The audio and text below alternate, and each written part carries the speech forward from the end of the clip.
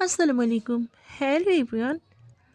আজকে ছুটির দিন হওয়ার কারণে টুকটাক বাজার করে আনা হলো।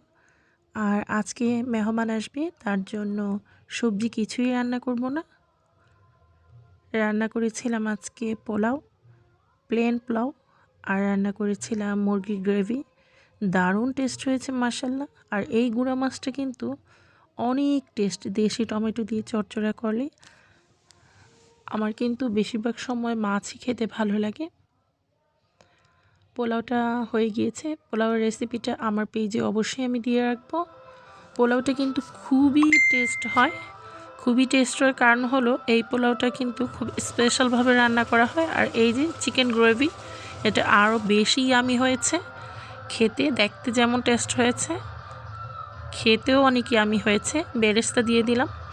আর এখন আমাদের খাবারের সময় হয়ে এসেছে, তাই আমরা এখন লাঞ্চ করে নেব।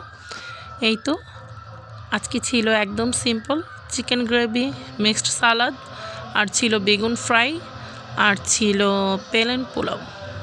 প্লেন পোলাওটা খুবই টেস্ট হয়েছে, ইয়ামি হয়েছে আলহামদুলিল্লাহ। আজকের একটা মিনি ব্লগ তোমাদের সাথে শেয়ার করলাম। সবাই সিস্টার ব্লগের সাথে থেকো। Bye bye.